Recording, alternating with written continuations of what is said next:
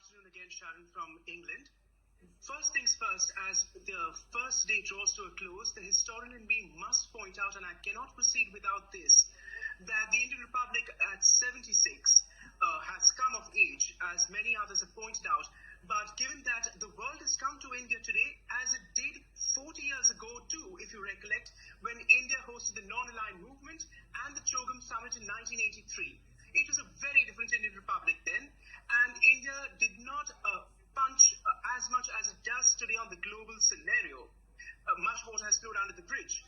And this year, of course, with the SCO summit and with the G20, and the latter which can already be categorized as a success.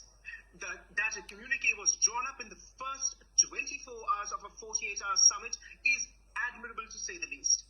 And that too, therein 7 paragraphs out of the 8 of the communique have been devoted to Ukraine, with Prime Minister Modi pointedly recollecting what he mentioned at Samarkand, September 2022, that today's era is not an era of war.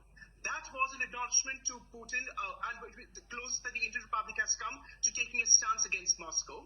And please remember that there has been tacit understanding in Washington, London, Berlin and Paris right through all these months since the war commenced, lasted on 24th February, due to India's arrangements, defense arrangements and midlife maintenance of equipment from Moscow, and of course purchases of fuel.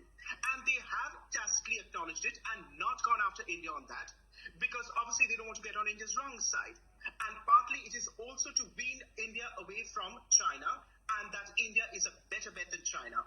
And at G20, it must be pointed out that it is a clear message to Beijing that this is a forum which has security promises and that India will be counted upon, and others too, such as Vietnam, for where President Biden departs on conclusion of the summit tomorrow. He leaves for Hanoi, and Sharon, in all probability, and this is important to note, there might be inked a strategic comprehensive dialogue partnership with Vietnam between Washington and Hanoi, which tells you how the world has come full circle after the Cold War and the Vietnam War. And Vietnam is robustly standing up to China, which is in itself something admirable to note. Not to mention war games between which Russia and China conducted off the coast of Japan a month ago too. And if the comprehensive agreement with Hanoi goes through, Sharon, I can tell you that Washington will also have another one with Canberra and Tokyo, which will further ramp up already cooperation going on with AUKUS that is already in place as we speak. President Xi's snubs are symbolic at best and can be ignored because he's at home reeling under youth unemployment at 21%, a property slump, deflation since 2021, and consumer confidence at an all-time low. And it would be something if the Chinese economy by fiscal 2023 even reaches 3% growth in the next few months. But putting that aside, what does the Sinitic alternative show? The SCO, which is nothing but a talking shop consisting of unrepresentative regimes. And for the world's largest democracy to be in there tells you that nothing could be achieved as such, because China considers the rest of Central Asia as its backyard for finished goods and services and for raw materials like Kazakh gas and the rest. And also President Biden ramping up further funding for the Ukraine war is a message to the global south that the US is not going to walk away, and this is not an Afghan scenario, and it is in for the long haul, and it will stand by on security guarantees. But moving that aside, your guest in Delhi mentioned about 2006, and the other guest, the Indian guest, perceptibly pointed out about convergence. Well, I want to talk about 1986 and divergence. When I say 1986, I refer to Gorbachev's state visit when he point-blankly told Rajiv Gandhi that in any Sino-Indian showdown, Moscow could not be counted upon to help India. And remember, relations were far rosier during the Cold War era. But Gorbachev was not going back to 1962.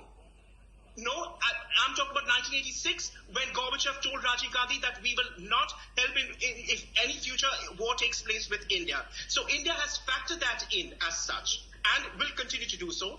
And also since 2019, if you recollect, Indian defense imports for the first time have gone down from 50 to about 45% of Russian hardware for midlife maintenance and purchases as India diversifies, but also indigenous production is ramped up locally to boost up the COVID economy.